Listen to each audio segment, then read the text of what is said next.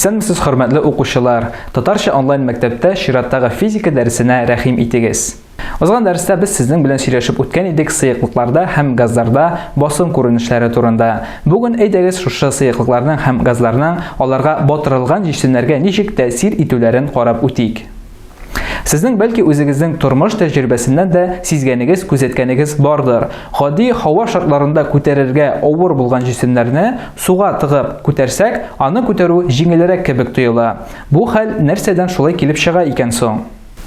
Суга батырылган гади цилиндрны карап үтик. Аңа су һәр яклап басым ясый. Шул ук вакытта без әйтә алабыз, цилиндрга ян яклары буенча ясалган басым бер-берсенә каршы юнәлештә булу сәбәпле бер-берсен юкка чыгаралар.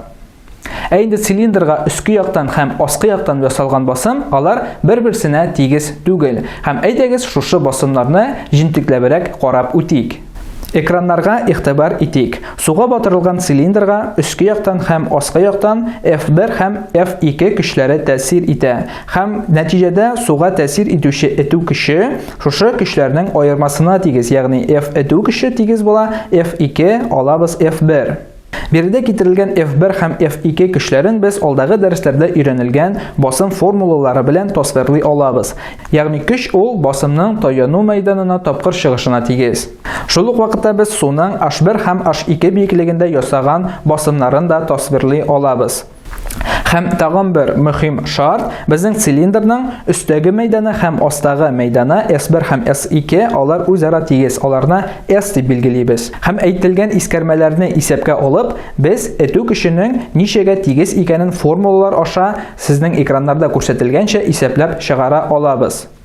Экраннарда китерелгән исәпләүләрдән һәм сары төс белән билгеләнгән формуладан без күрә алабыз, сыйыклыкка батырылган җисемгә тәэсир итүче көч шушы җисем күләмендә этеп чыгарылган сыйыклыкның авырлык көченә тигез була. Әйтелгәннәрне тагын бер кечкенә генә тәҗрибә ярдәмендә исбатлап китик. Экраннарга игътибар итсәгез, сез анда күрә аласыз 7 килограммлы җисемне суга батырганнар. Нәтиҗәдә 2 килограмм массалы су агып чыккан. Шул ук вакытта үлчәүнең күрсәтүе дә 2 килограммга кимегән. Ягъни 7 килограммлы җисемгә 2 килограммга тиң булган этеп чыгару көче тәэсир итә. Нәтиҗәдә үлчәү җисемне 7 килограммлы итеп түгел, ә бәлки 5 килограммлы итеп күрсәтә. Әлеге тәҗрибәләрдән без тагын бер нәтиҗә ясый алабыз. Җисемнәргә тәэсир итүче этеп чыгару көче һәрвакыт бу җисемнең авырлык көченә капма-каршы юнәлештә тәэсир итә. Шул ук вакытта сыйыклыкка батырылган җисемгә тәэсир итүче этеп чыгару көче шушы җисем күләмендәге сыйыклыкның авырлык көченә тигез. Сыйыклык яки газга батырылган җисемне этеп чыгару көчен Греция галиме хөрмәтенә Архимед көче дип атыйлар. Экраннарда сез күрә аласыз Архимед көчен исәпләп табу формуласын. Ул тигез була G тапкырланган сыйыклыкның тыгызлыгы тапкырланган сыйыклыкка яки газга батырылган җисемнең күләме. Шуны да искәртеп үтик, бу формулада тулысынча җисемнең күләме түгел, ә аның никадәр өлеше сыйыклыкка батырылган, нәкъ менә шул өлеше генә исәпкә алына. Шулай итеп, хөрмәтле укучылар, әгәр дә берәр җисемне сыйыклыкка яисә газга батыралар икән, әлеге җисемгә ике төрле көч тәэсир итә. Беренчедән җисемнең авырлык көче һәм ул аска таба юнәлгән, ә икенчедән инде Архимед көче һәм ул җисемне этеп чыгарырга омтыла һәм ул инде өскә таба юнәлгән, авырлык көченә капма-каршы юнәлештә була. Һәм әлеге ике көчнең үзара нинди чагыштырмада булуына бәйле рәвештә җисем батырга мөмкин, йөзәргә мөмкин һәм калкып чыгарга мөмкин. Җисем бата, әгәр дә аның авырлык көче Архимед көченнән зуррак булса. Әгәр дә Архимед көче зуррак булса, җисем калкып чыгачак. Әгәр дә бу көчләр үзара тигезләнеш хәлендә булса, җисем тулысынча суга күмелеп батачак, ләкин ул төпкә китмәячәк, ә бәлки йөзеп йөри торган була. Суда йөзгән җисемнең калкып чыгу күренешен дә җентекләп күзәтеп үтик. Бу очракта нинди хәлләр күзәтелә? Ягъни җисем тулысынча баткан вакытта Архимед көче авырлык көченнән зуррак була. Шуның нәтиҗәсендә җисем өскә таба хәрәкәт итә. Һәм җисем су өслегеннән калкып чыкканнан соң, аның суга күмелгән күләме кими. Нәтиҗәдә җисемгә тәэсир итүче Архимед көче дә кими башлый. Һәм Архимед көче авырлык көче белән тигезләшкәннән соң, җисем инде су өслегендә йөзеп йөри башлый. Ягъни бу халәттә безнең авырлык көче белән Архимед көче үзара тигезләнеш хәлендә булалар. Батырылган җисемнәрнең сыйыклыкларда батуларын яисә калкып чыгуларын аларның тыгызлыклары чагыштырмасы белән дә аңлатып бирергә мөмкин. Батырылган җисемнең тыгызлыгы сыйыклык тыгызлыгыннан зуррак булса, җисем батачак. Әгәр дә җисемнең тыгызлыгы сыйыклык тыгызлыгыннан кечерәк икән, ул инде калкып чыгачак. Әлеге кагыйдә эшли үзара катышмый торган сыйыклыкларны берләштергәндә дә.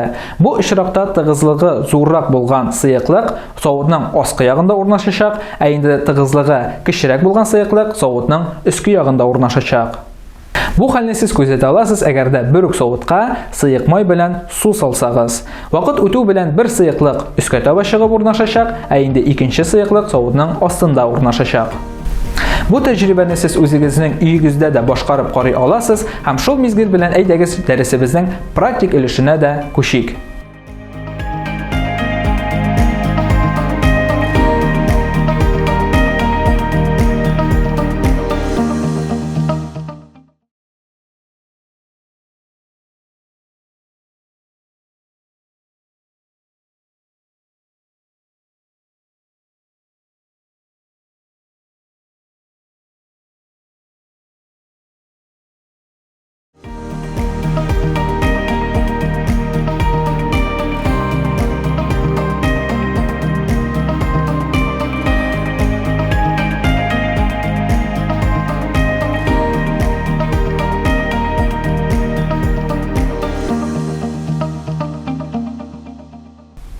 Тагын бер кат исәнмесез, хөрмәтле укучылар. Без сезнең белән сыйыклыкларга һәм газларга батырылган җисемнәргә тәэсир итүче көчләр белән танышуны дәвам итәбез. Дәресебезнең практик өлешен дә башлап җибәрик.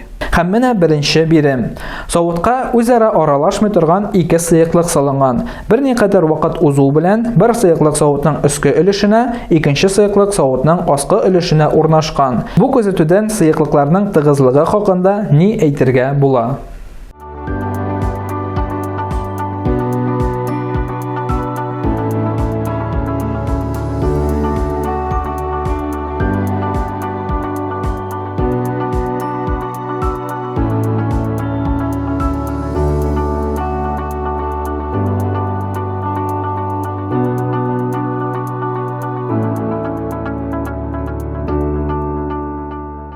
Бу күзәтүдән инде дөрес нәтиҗәләр ясый алгансыздыр дип өметләнәм. Әлбәттә, аска төшеп урнашкан сыйыклыкның тыгызлыгы зуррак була, өскә калкып чыккан сыйыклыкның тыгызлыгы инде кечерәк була. Тагын бер бирем. Сыйыклыкка 3 төрле җисем салынган. Берсе аның сыйыклык өстендә йөзеп калган, икенчесе төпкә төшкән, өченчесе тулысынча сыйыклыкка баткан, әмма төпкә төшмәгән. Бу күзәтүләрдән әлеге җисемнәрнең тыгызлыгы хакында нинди нәтиҗәләр ясарга мөмкин?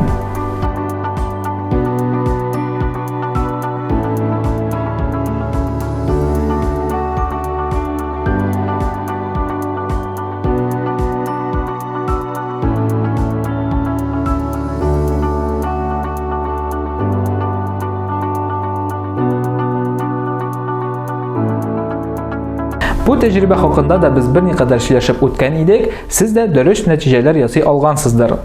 Әлбәттә, әгәр дә җисем сыйыклыкка бата икән, димәк аның тыгызлыгы сыйыклыкның тыгызлыгыннан зуррак. Әгәр дә җисем өскә таба калкып чыга икән, димәк аның тыгызлыгы сыйыклыкның тыгызлыгыннан кечерәк. Шул ук вакытта, әгәр дә тыгызлык тулысынча күмелеп, ләкин йөзеп йөри икән, аның тыгызлыгы чагыштырмача шушы сыйыклыкның тыгызлыгына тигез була. Киләсе бирем, бозның һәм парафин кисәгенең ни өчен суда батмаганын аңлатып бирегез.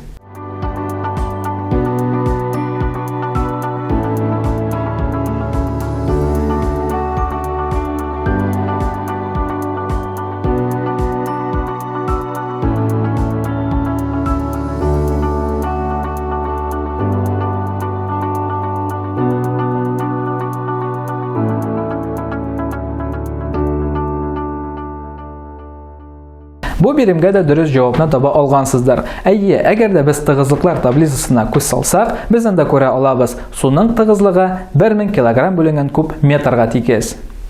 Шул ук вакытта парафинның һәм бозның тыгызлыгы 900 кг бүленгән куб метр. Һәм аларның тыгызлыгы суның тыгызлыгыннан әзрәк булганга күрә, алар инде суда батмыйлар, ә бәлки өскә калкып чыгалар. Киләсе бирем суга төшерелгән 11,3 грамм кургаш кисәгенә тәэсир итә торган Архимед көчен исәпләп табыгыз. Аңа тоташтырылган үлчәү ул суга батырылганнан соң нинди зурлык күрсәтәчәк? Этеп чыгарылган суның массасы күпме?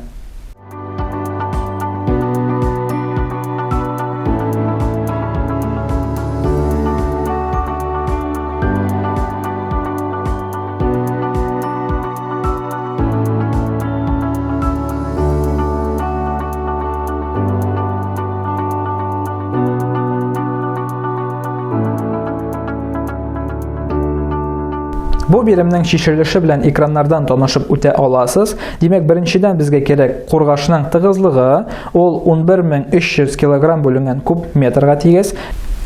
Димәк, 11,3 грамм кургашның күләме, граммнарны килограммнарга әйләндерсәк, 0,10,113 кг бүленгән 11300 тигез була 0,1 куб метр.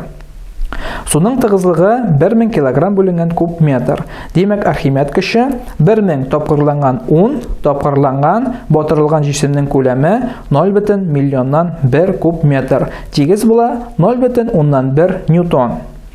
Кургашның авырлык көче масса килограммнарда 0,10,113 тапкырланган 10 тигез була 0,113 ньютон. Архимед көче тәэсире нәтиҗәсендә бердәй тәэсир итүче көч, авырлык көченнән Архимед көчен алабыз. Димәк, 0,113 алабыз 0,100 тигез була 0,103 ньютон. 0,103 ньютон ул 10,3 граммга тең зурлык. Айырма 1 грамм этеп чыгарылган суның массасы. Архимед көче 0,100 ньютон. Тагын бер бирем, судноның авырлыгы 100 000 килоньютон. Әлеге судно ничә килограмм суны этеп чыгара? Бу суның күләмен билгеләгез.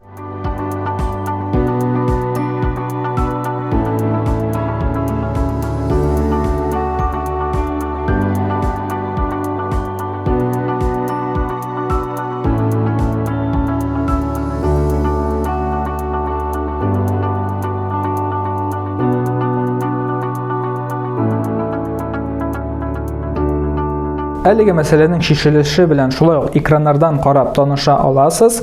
Судның авырлыгы Архимед көченә тигез, шуңа күрә ул су өстендә йөзәдә инде. Димәк, Архимед көче 10,000 килоньютон. Ул шулай ук этеп чыгарылган суның авырлык көченә дә тигез. 100 000 килоньютон авырлыклы суның массасы 10 миллион килограмм, күләме 10 000 литр, яисә 10 куб метр. Тагын бер мәсьәлә, суда йөзеп баручы салның мәйданы 8 квадрат метр. Аның өстенә йөк куелганнан соң салның суга күмелү тирәнлеге 20 см-га арткан. Йөкнең массасы нинди?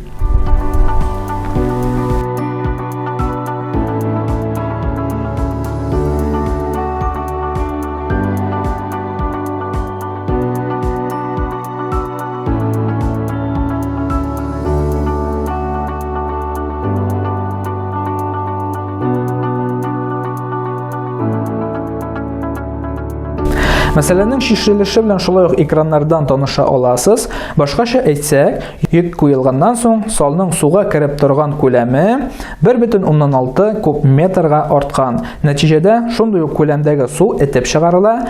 Аның массасы 1600 килограмм. Шулай итеп, хөрмәтле укучылар, безнең инде чираттагы дәресебез дә ахырына якынлашты. Без сезнең белән сыйыклыкларга һәм газларга батырылган җисемнәргә тәэсир итүче көчләр белән танышып үттек һәм дә бу көчләрне исәпләргә өйрәндек.